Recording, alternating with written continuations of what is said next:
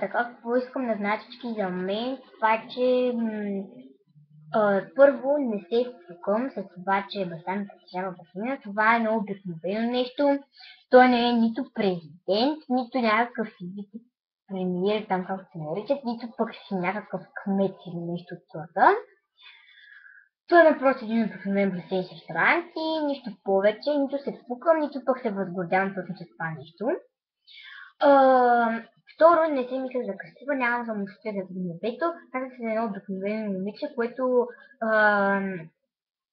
да знам, живее си по нормален начин, както всеки гражданин на Руса е, така да го наречем. Не съм някаква милионерка или нещо по този сорт, както някои хора ме наричат. Какви дрехи съм имала, това, баща ми е имал басейн, това, колко това съм богата, каква съм била фукла и такива работи. Това изобщо не е вярно. Никога не съм се фукала за това нещо. Някои хора съм чувала как съм била нафукана от всякъде. Чувала съм с хора, които дори не ме познават.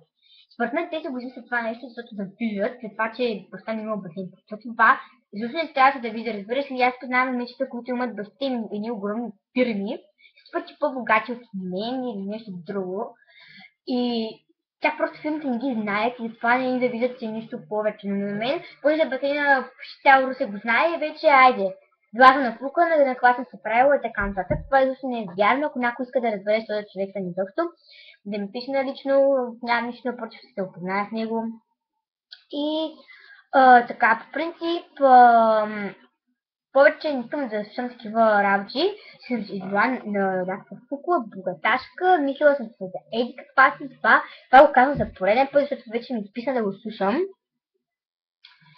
И така, който има някакво лошо мнение за мен и за ден, вместо да говори, да дойде да ме опознае, или да пита някои мои приятели, защото да човек съм и да успее да говори такива глупости, защото знам, че има доста такива хора, които знам какво е основанието на тази завист и на тия говорения с гърба ми и такива глупости. И да, няма какво друго да кажа. Ако искаш да знаеш нещо повече за мен, напиши на лично или на въпрос пас, гледаш, аз ще я обясня. И да, това е сега от мен.